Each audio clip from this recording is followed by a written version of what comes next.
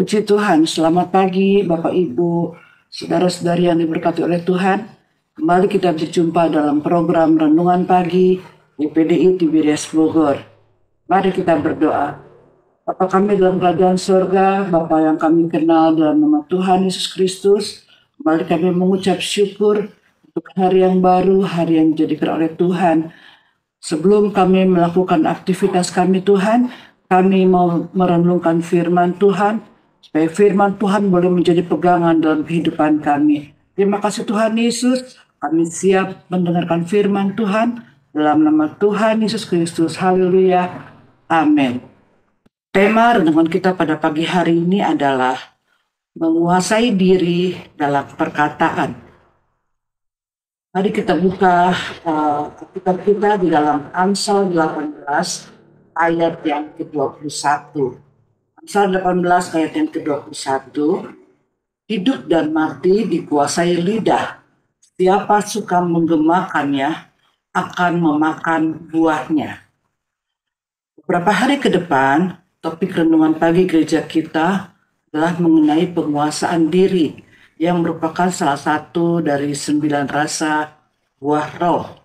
Hari ini temanya tentang menguasai diri dalam perkataan.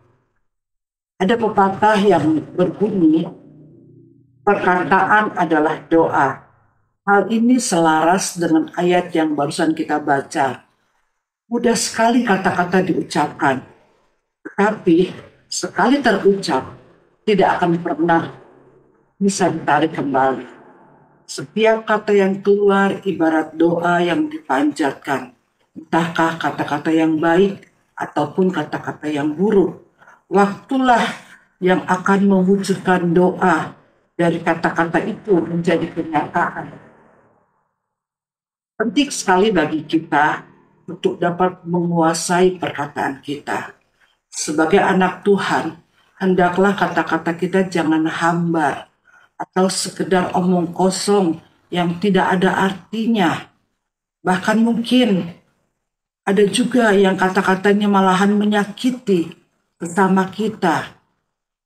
Jika kita tidak menguasai diri dalam perkataan, maka kita cenderung melukai hati orang lain. Terlebih ketika ada perselisihan, ketika ada beda pendapat di antara kita. Misalnya kita sadar kalau perkataan kita itu menyakiti sesama, bisa saja kita meminta maaf. Tetapi maaf tidaklah dapat membatalkan perkataan yang terlanjur terucap. Di dalam terjemahan lain, Amsal 18 ayat 21 berbunyi sebagai berikut. Hidup dan mati seringkali ditentukan oleh lidah. Siapa yang banyak bicara akan kena batunya. Siapa yang banyak bicara akan kena batunya. Bagaimana cara kita bisa menguasai diri dalam perkataan? Isilah pikiran kita, isilah hati kita dengan firman Tuhan. Matius 12 ayat 34c berkata, karena yang diucapkan mulut meluap dari hati. Apa yang ada di hati kita, itulah yang akan keluar juga dari mulut kita. Kalau hati kita penuh dengan firman Tuhan, maka firman Tuhan jugalah yang akan keluar. Tidak ada kata-kata yang tidak perlu atau tidak pantas yang keluar dari mulut kita. Sebaliknya, kata-kata yang membangun, kata-kata yang memotivasi, kata-kata yang meneguhkan, kata-kata yang menguatkan, dan kata-kata yang memberkati sesamalah yang akan keluar dari bibir kita. Sehingga setiap orang yang mendengarnya memperoleh berkat lewat perkataan kita. Tentu kita pernah mengucapkan sesuatu yang kemudian kita sesali.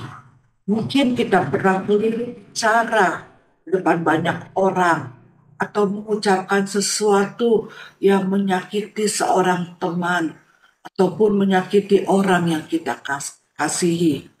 Mungkin juga kita pernah melontarkan guyonan yang kasar ungkapan kemarahan ataupun komentar tanpa pikir panjang di media sosial. Saat ini ada begitu banyak ujaran-ujaran kebencian yang tersebar di media sosial. Begitu mudahnya orang melakukan ataupun mengata-ngatai orang. Tapi ingatlah Bapak Ibu saudara-saudari yang diberkati oleh Tuhan, kita dipanggil untuk hidup menurut kehendak Allah. Kita dipanggil untuk bisa mengizinkan terang firman-Nya menyinari jalan kita. Ingat ayat dalam Mazmur 119, firman-Mu itu pelita bagi kakiku dan terang bagi jalanku. Dengan berpegang teguh pada sabda Tuhan, kita akan hati-hati dalam berkata-kata dan bertindak. Mazmur 141 ayat 3 dalam versi yang mudah dibaca berkata, Tuhan, tolonglah aku mengendalikan yang kukatakan. Tolonglah aku menjaga ucapanku. Saya ulangi sekali lagi, Mazmur 141 ayat 3, Tuhan, tolonglah aku mengendalikan yang kukatakan. Tolonglah aku menjaga ucapanku. Perkataan dapat menjadi kesaksian yang indah tentang kasih Tuhan yang sudah kita alami. Menjadi petunjuk tentang iman dan pengharapan yang kita miliki di dalam Kristus. Dan inilah yang membedakan kita dari dunia. Puji Tuhan, sebagai ayat penutup kita buka Kolose pasal 4 ayat yang ke-6. Hendaklah kata-katamu senantiasa penuh kasih, jangan hambar, sehingga kamu tahu bagaimana kamu harus memberi jawab kepada setiap orang.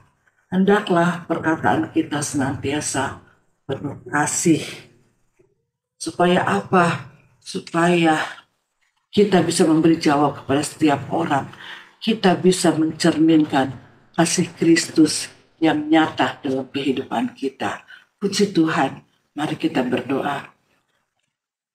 Terima kasih Tuhan Yesus untuk firman-Mu pada pagi hari ini yang boleh kembali mengingatkan kami tentang pentingnya kami menguasai diri dalam perkataan, tentang pentingnya kami menjaga tutur kata kami, sehingga kami boleh menjadi berkat Tuhan Yesus. Tuhan Yesus, ampuni kami Tuhan.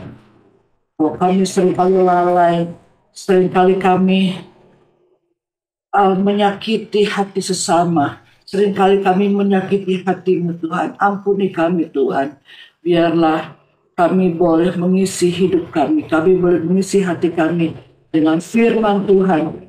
Sehingga kami boleh dikuasai oleh Engkau, Roh Kudus yang memimpin kami, Roh Kudus yang memampukan kami. Sehingga kata-kata yang kami ucapkan adalah kata-kata yang penuh kasih, yang boleh membangun sesama kami.